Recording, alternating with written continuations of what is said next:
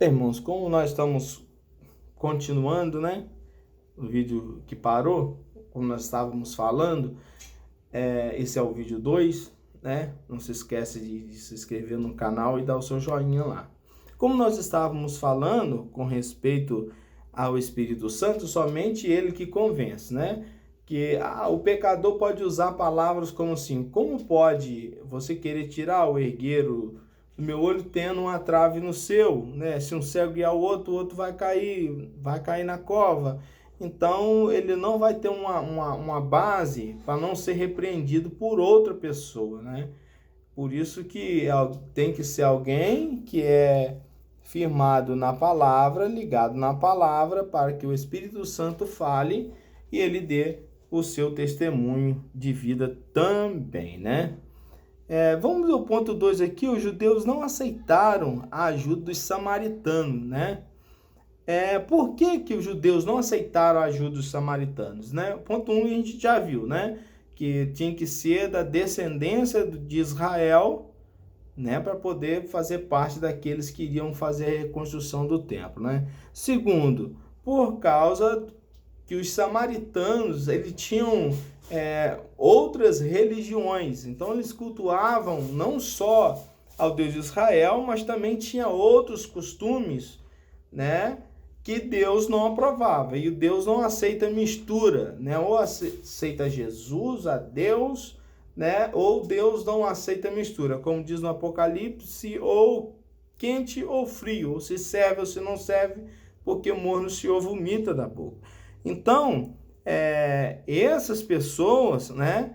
Tanto que se ofereceram para poder fazer, eles queriam fazer, mas porém, né, segundo o comentário do texto aqui e o que diz a Bíblia, né, há alguns que teriam um bom sentimento em ajudar, já outros que iriam entrar no meio para poder causar dissensão, parar a obra, botar confusão junto naquela obra, que a obra não andasse.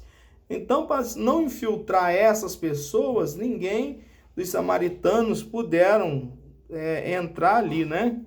Tanto que o texto também fala que os samaritanos procuraram, né? Eles procuravam apresentar-se com os judeus, né? Eles até tinham alguns deles que eram casados com judeus, com mulheres judias, então era um povo de muita mistura. Como mistura com outros povos, né? Os judeus, eles tinham a responsabilidade de casar com pessoas judeus para manter aquele povo. Os samaritanos já eram pessoas de algumas tribos que se juntavam e às vezes com outras pessoas de outras tribos, um exemplo, tá? Cananeus, filisteus e etc, né? E tantos outros, né? Então, os samaritanos tornaram-se, de uma certa forma, entre aspas, né, inimigo dos judeus, de forma que os judeus não podiam confiar, né, se eles estavam querendo ajudar mesmo ou entrar no meio para atrapalhar. Então, esse texto, assim como tinha lá nesse tempo, na reconstrução desse muro de Israel e desse templo, nós estamos também agora agregando-se pessoas à igreja. Então nós não sabemos, nós devemos vigiar muito, se a pessoa que vem a nós, ela está vindo para ajudar a nós ou para atrapalhar a nós também. Porque nem todos, né, é difícil dizer isso, mas é uma verdade, nem todos que estão no meio de nós são nossos, né? Nem todos que estão no meio de nós são nossos. Existe pessoas como existia lá, como Sanbalates e Tobias.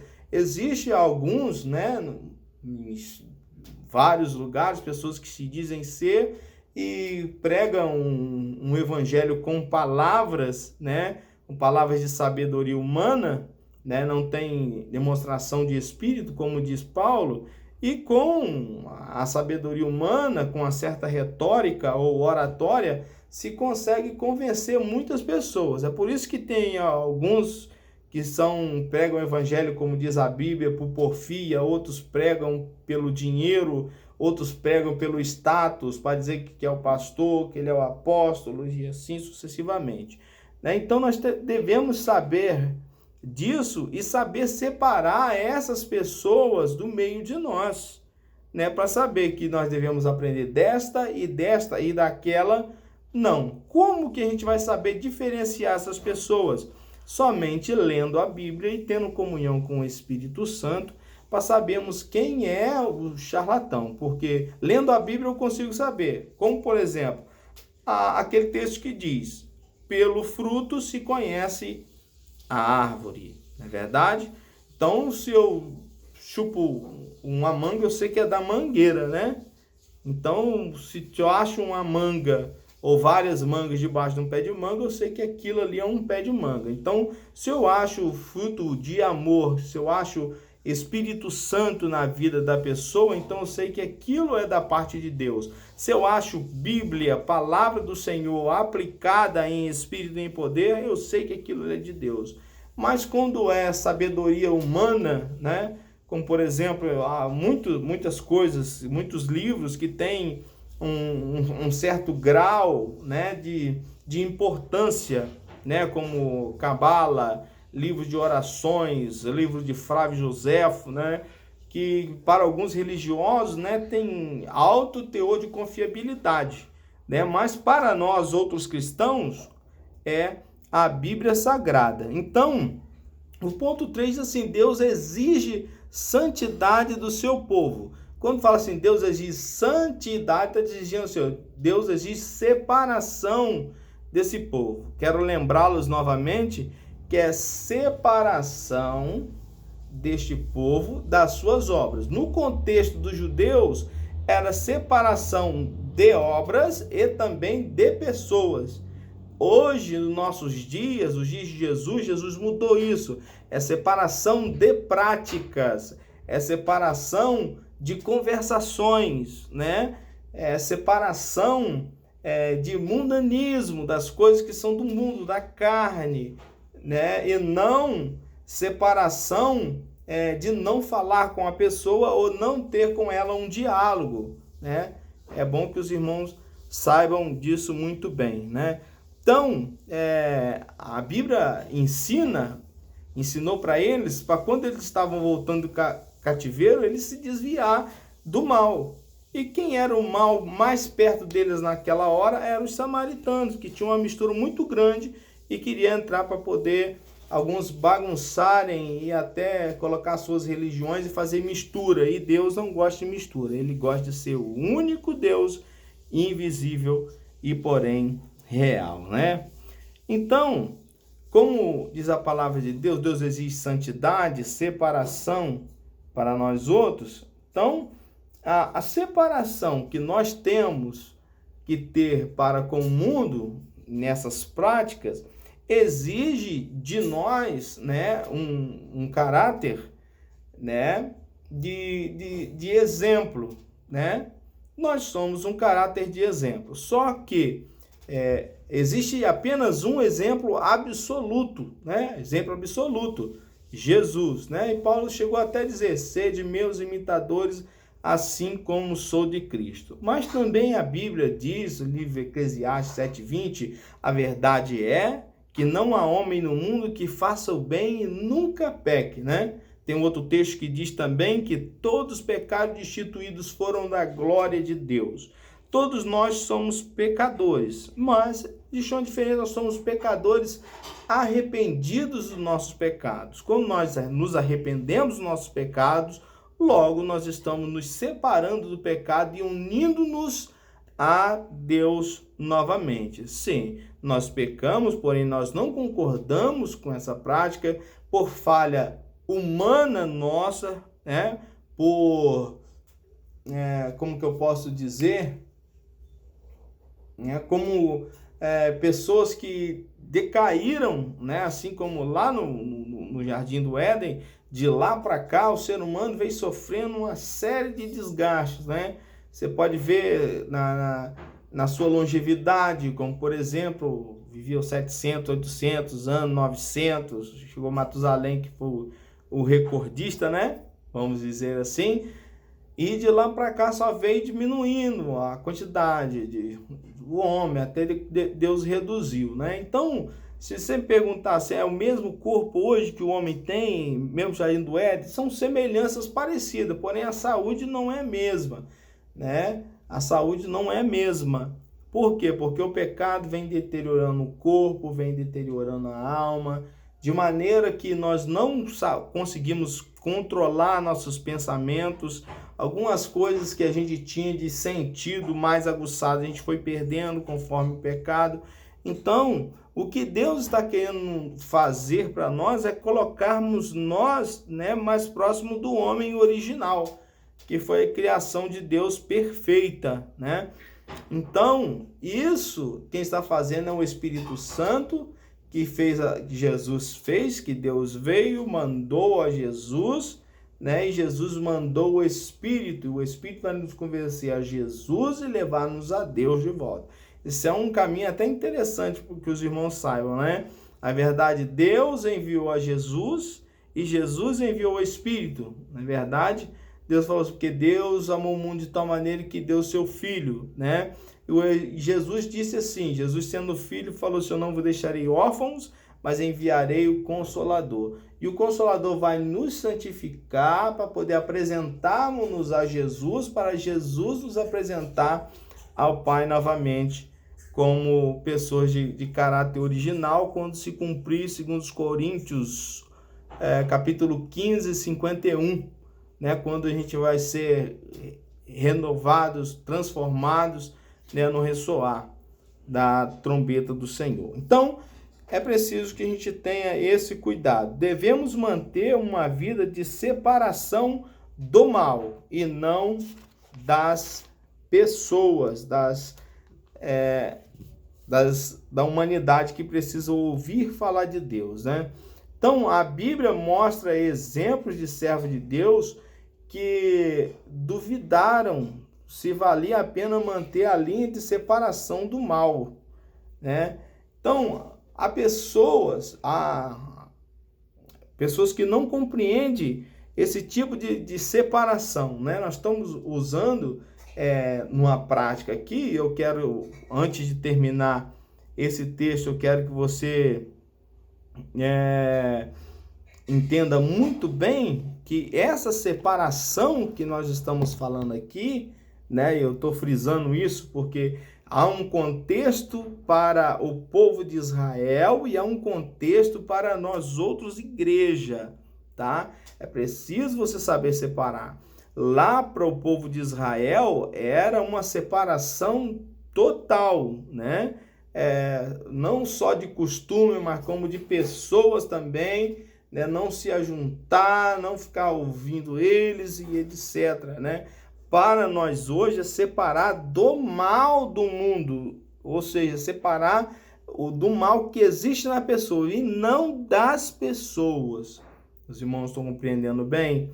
Então, Deus, ele requer separação de nós para com outras pessoas. Então, fazendo um resumo rápido, né?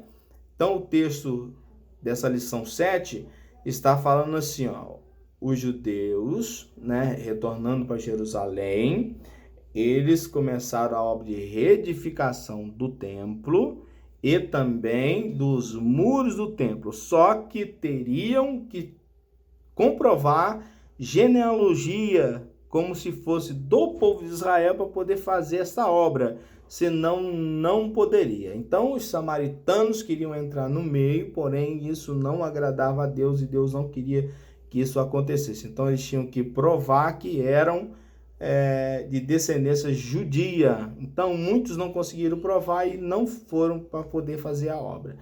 Em contrapartida, nós hoje devemos também nos separar do mal, né? Porém, separar do mal que existe nas pessoas, das coisas mundanas, e não menosprezar, né?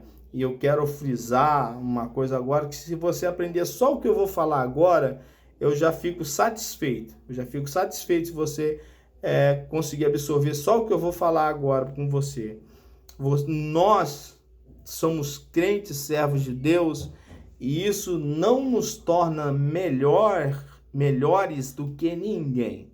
Isso não nos torna um ser humano, um super ser humano Não, isso não nos torna melhor do que o vizinho ou aquele que toma lá suas bebidas embriagantes ou fuma os seus entorpecentes. Não, o amor de Deus para com a humanidade é o mesmo. Fomos agraciados, Deus chamou a nós, nos deu amor para que nós possamos dissipar esse amor para essas pessoas, né?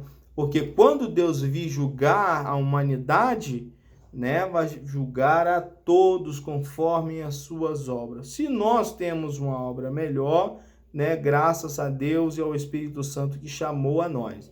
Mas nós não temos caráter de poder dizer assim, olha, nós somos melhor do que esse ou melhor do que aquele. Porque, na verdade, essa transformação que existe em nós é causada pela Bíblia, pelo Espírito Santo e por Jesus Cristo.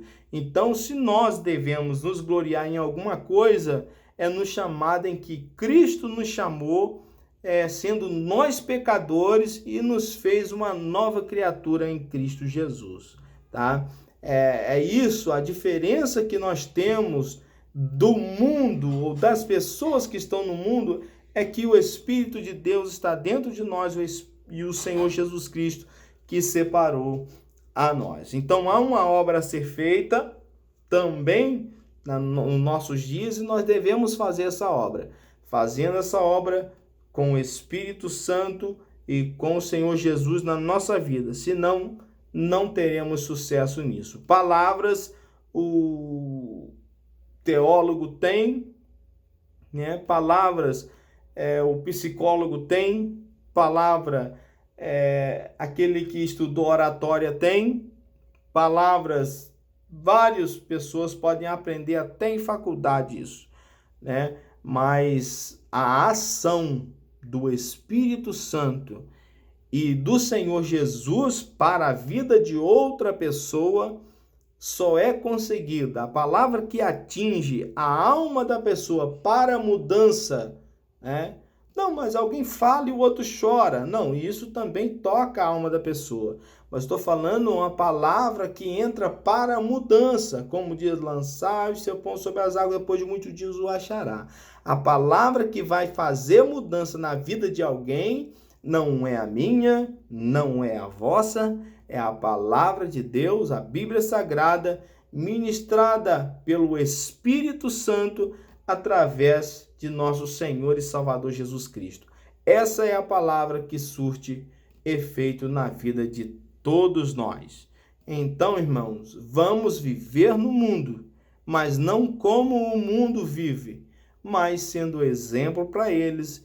E lógico, quando erramos, devemos ser pessoas honestas para cumprir, né, o nosso pedido de perdão, e muito mais do que pedido de perdão, porque o que vale para Deus não é o pedido de perdão, e sim o arrependimento, né? Como João Batista pregava, arrependei-vos porque é chegado o reino dos céus. O mais, irmãos, fica na paz do Senhor Jesus Cristo, né? Que você possa compartilhar nas suas mídias sociais, né, esse conteúdo bíblico, né, para ajudar a gente a disseminar a palavra de Deus, que você possa se inscrever no canal, indicar alguém para se inscrever no canal. O nome do canal é Aprendendo com a Bíblia, Marcelo Silva, tá bom? Deus abençoe você, né? Como disse, compartilhe, deixe o seu joinha, se inscreve no canal, e que Deus, em Cristo Jesus, abençoe a nós todos com sua graça maior no Espírito Santo. Amém.